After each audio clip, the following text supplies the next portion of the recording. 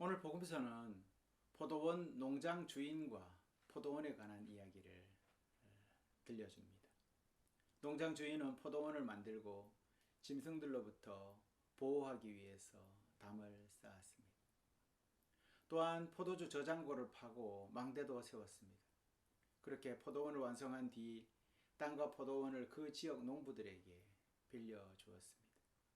농부들은 포도밭과 주인의 농장을 돌보는 일을 맡았습니다.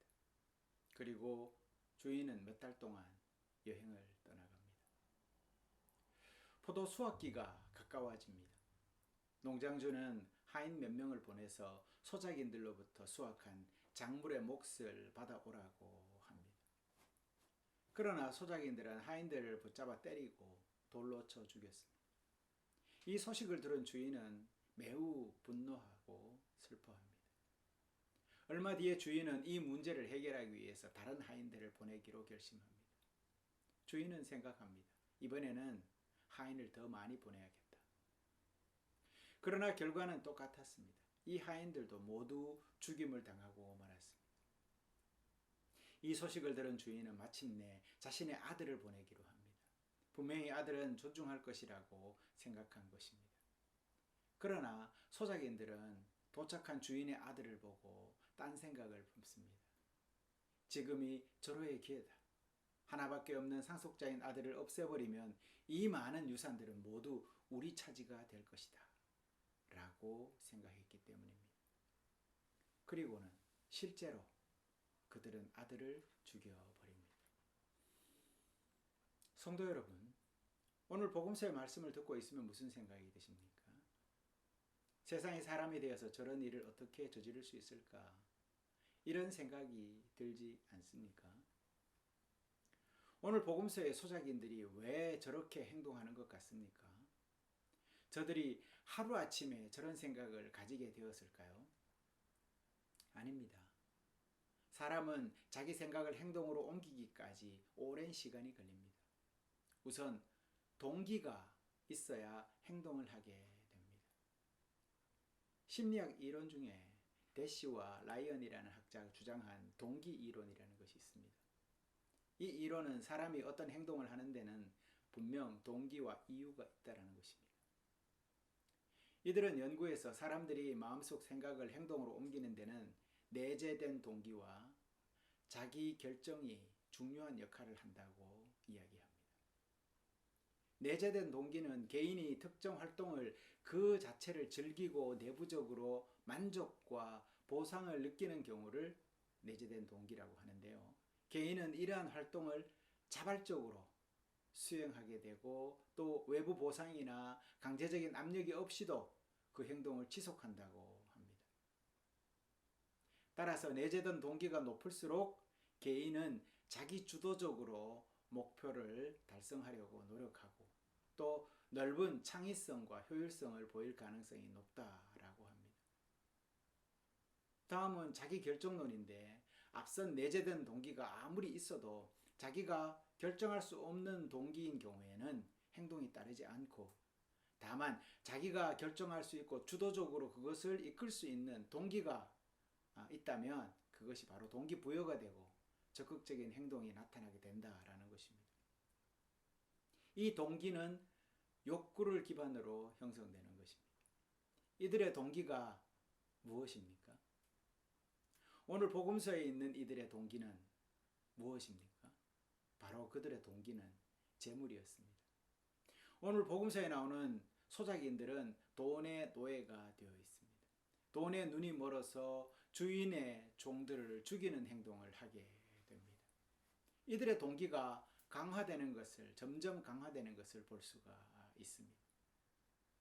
그러니 오늘 이 심리학 이론에서 마찬가지로 어떤 선한 동기가 출발해서 그것이 강화되는 것도 있지만 악한 동기가 서서히 작은 그 악한 동기가 점점 불어나서 강화되는 것도 우리가 지켜볼 수가 있다라는 것이죠. 그들은 주인이 한 번 더 보낸 종들마저도 죽이고 마침내 주인의 아들까지도 죽이게 됩니다. 저자가 상속자다. 저자를 죽여버리고 우리가 그 상속 재산을 나눠 가지자. 이제 저들은 동기가 내재화되어서 살인을 즐기는 것 같습니다. 그야말로 재물의 모든 관심과 삶의 의미가 집중되어 버려서 다른 것은 보이지 않는 것입니다. 저들에게 이제 사람의 목숨도 걸림돌일 뿐입니다. 동기와 욕구가 모두 나쁜 것은 아닙니다. 어찌 세상 살아가면서 아무런 욕구가 없이 살아갈 수 있겠습니까? 하지만 그 욕구가 선한 것이냐, 악한 것이냐에 따라서 그 쓴뿌리는 우리를 살인의 광기마저도 눈치채지 못하게 만들어버린다라는 것입니다. 성도 여러분, 물론 이야기가 구약의 예언자들과 신약의 예수님에 관한 이야기라는 것을 우리는 잘 알고 있습니다. 하나님은 이스라엘이라는 포도원에 당신의 종들을 예언자들 그리고 마지막에 하나님의 독생자 예수님까지 보내셨지만 그들은 아들을 죽이는 살인까지 저지르고 말지요. 하나님은 피조물인 우리 내면에 자율적이고 주도적인 하나님을 따를 마음을 심어주셨습니다. 하지만 저들은 세상을 차지하고 싶었습니다. 하나님이 아닌 재물을 선택하기로 결정합니다. 그래서 하나님도 거추장스러웠던 것입니다. 이들의 눈에는 돈만 보였기에 그분 안에 있는 생명을 발견하지 못했던 것입니다. 오늘 복음서에서는 예수님이 눈먼 자를 고치시는 이야기가 우리가 복음서에서 자주 만날 수 있습니다. 하지만 영적 눈이 띄지 않은 하나님을 보지 못하는 이들을 나무라시는 장면도 우리가 여럿 발견할 수 있습니다. 그러니 눈먼 자가 육신의 눈먼 자뿐만 아니라 영적으로 눈먼 자 또한 눈먼 자이다라는 것이죠.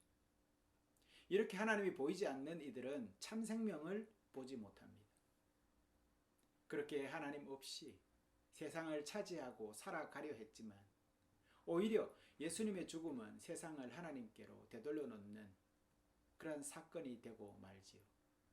저들의 계획이 실패한 겁니다. 예수의 죽음은 세상을 위한 화해의 죽음이기 때문입니다. 예수의 죽음은 인류 모든 이들의 죄를 용서하기 위해서 돌아가신 것이기 때문입니다. 그래서 예수님은 오늘 복음서에서 시편을 언급하시지 않습니까? 집 짓는 사람이 버린 돌이 집 모퉁이의 머릿돌이 되었다. 이것은 주님께서 하신 일이요 우리 눈에는 놀라운 일이다 라고 합니다. 인간은 물질에 대한 욕심, 명예에 대한 욕심, 편안함에 대한 욕심 등등 종종 잘못 저지르기에 이러한 욕심 때문에 잘못을 저지르게 됩니다. 잘못에 대해서 뉘우치고 후회도 하지만 인간의 나약함은 우리를 다시 그 방향으로 이끌고 우리도 모르는 사이에 다시 똑같은 잘못을 반복해서 저지르고 있는 우리 모습을 보게 됩니다. 이것이 본래 우리의 속마음입니다. 하지만 그런 인간의 나약함을 잘 아시는 하나님은 우리가 당신께 다시 돌아올 기회를 계속해서 열어두십니다. 우리 내면에는 아직도 우리를 창조하실 때 불어넣어 주신 하나님의 생기가 여전히 살아있기 때문입니다. 여전히 그 선한 의지가 우리 내면에 존재하고 그 내재된 동기가 우리를 악이 아닌 선을 택하도록 이끌어 주시는 것을 우리는 잘 알고 있습니다. 이것을 잘 아는 하나님께서는 우리를 잘잘못에서 상관없이 항상 우리를 향해서 당신 사랑을 부어주시고 당신 따사로운 햇빛을 얼굴에 비춰주시기를 멈추지 않으십니다. 그리 우리와 함께 하려고 하시고 우리를 당신께 초대하시려고 지금도 기다리시고 또 불러주시고 종을 보내시고 마지막에 독생자까지도 보내어서 그들이 돌이키고 돌아오기를 바라십니다. 하지만 하나님의 이렇게 끈질긴 노력에도 하나님의 필요를 느끼지 못하고 하나님을 거부하고 하나님을 멀리하고 하나님을 지은 자리에 나를 세우고 돈을 세우고 권력을 세우고 명예를 앞세우는 것이 우리의 모습입니다. 이렇게 가능성이 전혀 없어 보이는 상황에서 우리가 그분께 용서받을 수 있는 사람이고 또한 이미 용서받아서 그분 은총 속에 머물 수 있는 사람이라는 것을 깨닫게 된다면 지금껏 우리가 저질렀던 그 잘못들이 오히려 하나님께로 향하게 하는 가장 큰 이유가 되는 것 아니겠습니까? 사람들은 세상을 차지하려고 눈을 감고 하나님께로부터 등을 돌렸어. 오늘 복음의 마지막은 결국 그들은 그 상속 재산인 하나님 나라를 빼앗길 것이라고 경고합니다.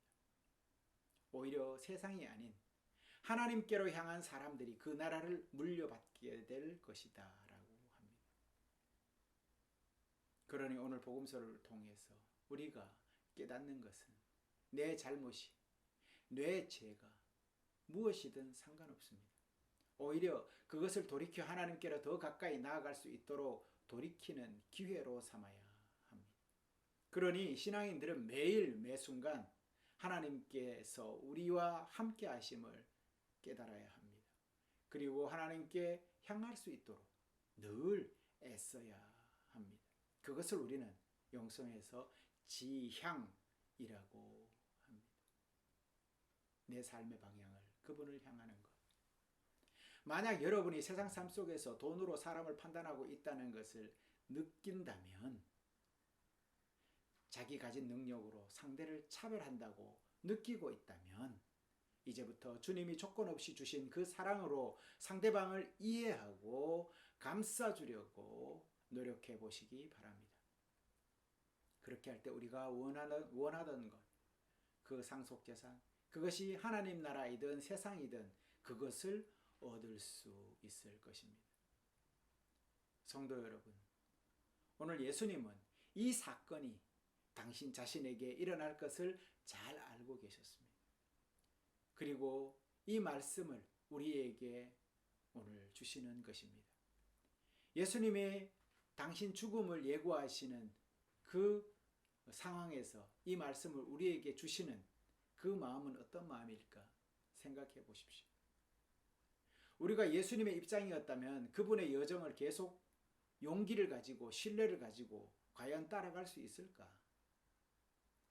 이 복음은 예수님이 자신의 죽음을 당할 것을 알면서도 자신의 부르심에 충실했다는 것을 확실히 보여주는 본문입니다.